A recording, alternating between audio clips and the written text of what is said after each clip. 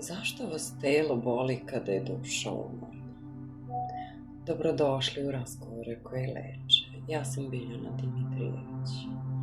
Iako ste danas umorni, ako osjećate da vas telo boli, ostanite sa mnom nekoliko minuta. Danas želim da razgovaramo o nečemu što često zaboravljamo.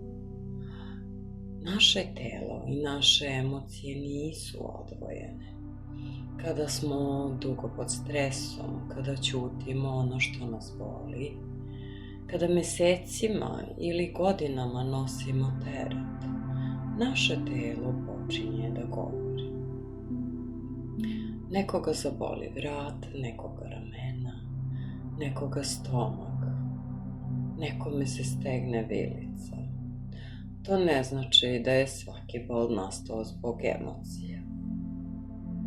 Znam iz svog iskustva i rada sa ljudima da dugotrajna napetost može učiniti da telo osjeća još teže i umornije.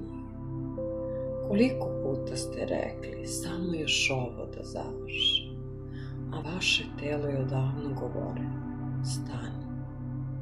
Mi često slušamo sve oko sebe, šefa, porodicu, obaveze, ali retko slušamo sebe, a telo je naš najverniji saveznik.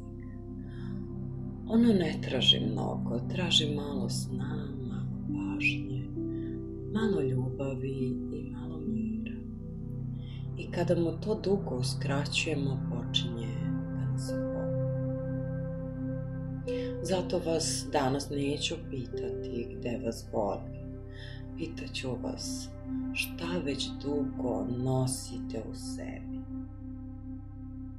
Možda je to umor, možda je tuga, neko razočarenje ili strah. Dozvolite sebi da to priznate. Ne da biste bili u tome, nego da biste jednostavno napravili prvi korak ka oporavku. Danas uradite jednu jednostavnu stvar.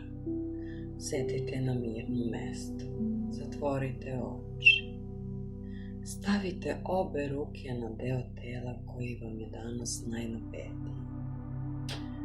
Udahnite duboko i pri svakom izdahu recite u sebi: hvala ti što me čuvaš, čujem te. Ponekad je upravo to početak jednog dugoročnog odnosa prema sebi i svom telu. Zato su i nastale Lavita Body Release 21 kartica, da vas svakoga dana podsjete da briga o sebi nije luksus. To je način da svom telu pokažete da ga čujete i pre nego što vas natera da stanete. Hvala vam što ste danas bili sa mnom. Ako ste u ovom razgovoru pronašli makar jednu reč koja vam je donela mir, onda je ovaj razgovor imao smisla. Ja sam Biljana Dimitrijević. Čuvajte svoje telo jer ono i nije protiv vas. Ono je celog života sad na vašoj strani. Vidimo se u sljedećem razgovoru. Lavita Body Release.